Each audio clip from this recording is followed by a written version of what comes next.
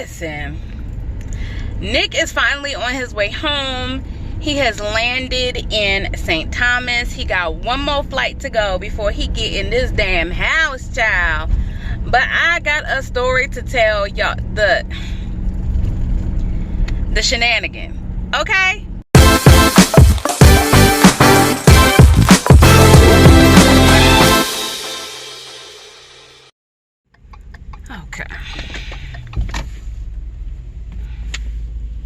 Okay, I'm gonna try to tell this story in order to the best of my ability without getting ahead of myself. I just came from the airport here in St. Croix, picking up Nick's luggage while he is still in St. Thomas, waiting for, now mind you, it is 2:55 here. I picked his luggage up about 2:30. His flight is until 8 something tonight from St. Thomas. But his luggage was here at 2:30. So let's get into that. Alright, I hope this lighting is okay. I can't really tell because it's really bright outside, so it looks dim to me, but I'm hoping that it's not dim to you, that you can actually see me. Anyway, so this is how it all went down. So after I posted that last video about Nick having to take his behind all the way back to Arizona, this is what we did. Basically, Nick had gotten a email from the Virgin Islands tourism department or whatever, health department, whoever is in charge of this portal, saying that they could not verify his results, his COVID test results. So he got, instead of getting a green, he had gotten a status of orange, which means like caution or whatever. So get this, when you land, make sure that you quarantine for 14 days. I'm sorry, we can't land because United Airlines sent him all the way back to Phoenix to start his trip over. So we decided, you know what, let's just go to one of these little free clinics or whatever and just take a new test, since for whatever reason they didn't like the format that the results had come in. So sorry, Nick. So he went, when he flew back, he had gotten in town early enough that he could make an appointment, take a same day test, whatever. He got his test results back the next day. That was Tuesday. He got his results back on Wednesday. He went ahead and uploaded them to the portal, whatever. Thursday, he got his green little sticker or whatever he needed, little barcode, and that means that he was a go. So he flew out Thursday night. It is now Friday during the day, and he is now in St. Thomas waiting his last flight. Now, when he got to the airport the first go round in Newark, he's talking to the ladies there about why he can't board his flight. They tell him it's because you haven't been approved yet, blah blah blah. But apparently they did have his approved. They had his orange, and they were kind of talking back and forth about whether or not an orange was acceptable to pass through. And it came to light that at some point orange was okay, but now you can only send green through. I don't know if that's a VI thing or if it's a United Airlines thing. I'm going with United Airlines based on the email that the VI portal sent him to just quarantine when he get here. So that was United Airlines that sent him all the way back. But apparently this system is not clear and it's not uniform, because the people in Phoenix didn't even know really how to handle the portal situation at all. Like, they were unconcerned about it. And even on this go round, they didn't check any paperwork for him when he was flying again from Phoenix to Newark. They didn't check any of his paperwork when he's like, yeah, my final destination is the Virgin Islands. They're like, yeah, that don't have nothing to do with us. So anywho, so when I talked to the customer service for United Airlines during all this melee, while he over there at customer service on his first flight, and I'm trying to figure out, I'm like, okay, Nick, I understand that they're rerouting you back to Phoenix, whatever. What's your bag? Like, where's your bag at? Because he had checked the bag. So he said, yeah, they were unable or unwilling, one of the two, to pull his bag off of the flight. So his bag ended up getting sent from Newark to St. Thomas. Now, this was back on Tuesday. All right. So I call United Airlines. I'm like, hey, my husband's on this flight, blah, blah, blah. He's getting sent back to Phoenix.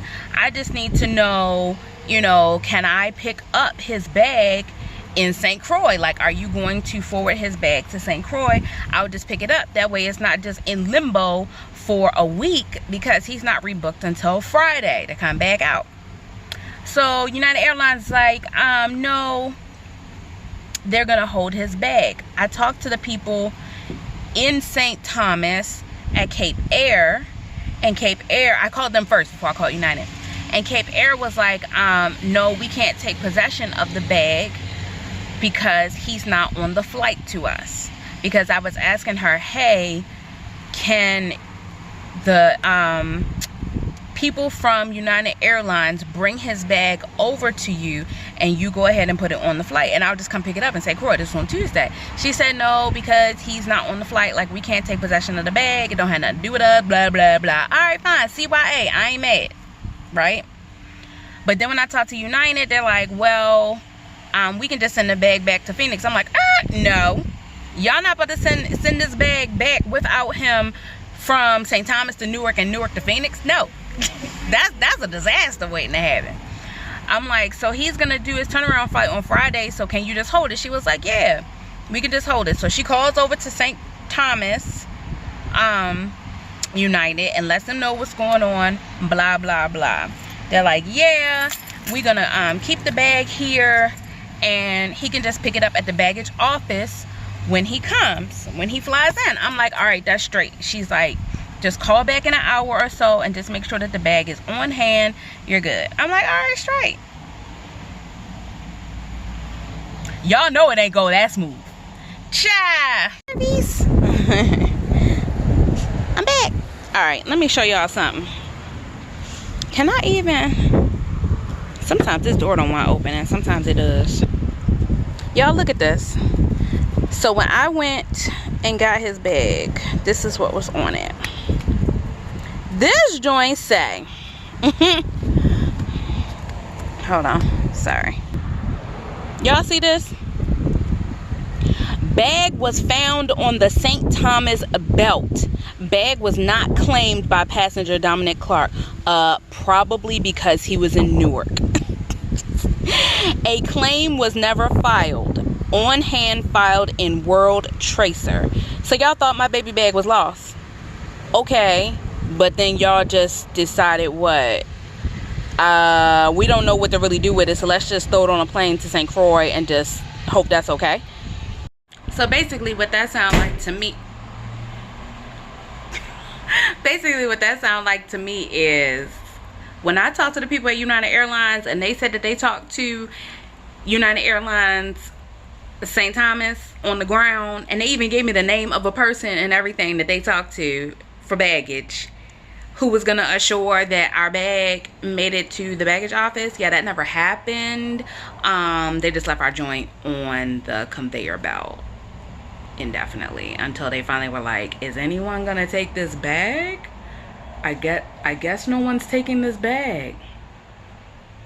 So I'm sure you're wondering, well, Eve, how did you get the bag? Well, I'm glad you asked.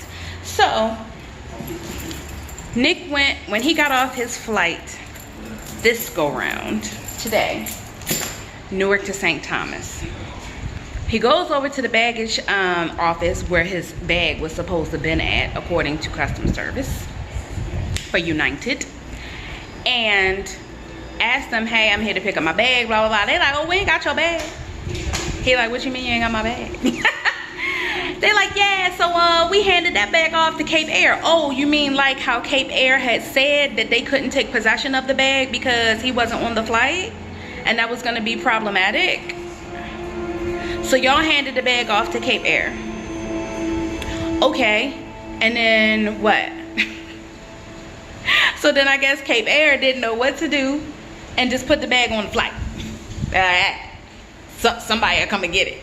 So Nick's like, yeah, they said that the bag is with Cape Air, whatever. I'm like, boom, did the flight land yet? He's like, yeah, the flight should have just landed like 30 minutes ago. I'm like, all right, I'm on my way to the airport. I got this. So I'm expecting to have to be clandestine, you know, show all this extra ID, whatever, something, in order to get this bag because I don't have a baggage tag. Girl, as I am driving up to the daggone airport, I look over at the Cape Air where you check in at and everything, because St. Croix Airport is open like that. You check in outside. I look over, guess what I see on a little dolly? My luggage. I said, oh, I'm about to just roll up and get my shit. So I go ahead, I park, you know what I'm saying? And then I just walk straight over like, look at the bag. Now mind you, it's right next to the counter. Like, it's not that, oh, it's a while I was trying to get in here, child. Hold on one second. My bad. Anyway, so the little dolly thing is not far from the counter, and someone was standing at the counter. Child, I'm on the phone with Nick. I just strolled on up, look down at the bag, look, make sure that it had Nick's name and everything on it, grabbed the bag and walked the entire hell off. Like, I didn't ask nobody anything, nobody didn't ask me anything, nobody said anything to me. Like, I could have been anybody. I could just be a thief who just enjoys walking up and just like taking random luggage. Like, there was no security, nothing. It was just sitting on a dolly. Now mind you, what if I wasn't available to go and pick up the bag 30 minutes after the flight landed? What if I wasn't available to do that? Because technically Nick's flight is not until later this evening. He's not supposed to get down here until 9 p.m. That's 7 hours that luggage was going to be sitting there waiting, what, for y'all to figure out, well, whose luggage is this? Y'all, I said I cannot with the people of these here Virgin and Islands. Like, the disorganization, the lack of customer service, the inability to take care of other people's things or give personal space, but that's a whole nother. But yeah, just the I don't give a damn. It's just so blatant here. Like, that's a culture shock. Like, that's one of the cultural things here. The I don't give a damn is strong within these ones. The force. So needless to say, I have my luggage, by God's grace, which has all of my linen and silk shantung curtains and things in it that I purchased, and that Nick was nice enough to pack up in this luggage, took from out of storage, and brought down. Do you know how hot I would be if somebody had stole my luggage, fam? Or if they was just like, well, I guess this is just lost luggage, I don't know who's supposed to be picking it up, and they just like opened it up and just like stole my things. Do you know how mad I would be? So anyway, that is the end of this saga. Nick is on standby right now to see if he can get on an earlier flight than the 9 o'clock flight, because they booked him for that last flight of the evening. But apparently there's flights like almost every hour out of St. Thomas to St. Croix on Cape Air. So he's on standby, see if he can get an earlier flight. Otherwise, I'm picking him up this evening. But y'all, this VI portal situation, this United Airlines situation, this baggage situation, it's a mess. That's the end of this saga. Thank you for joining me for part 2 of this journey, the resolution. If this helps even one person, I'm glad I'm posting it. Let our struggle be your freedom, family. Be intentional about your journey. Have a great day.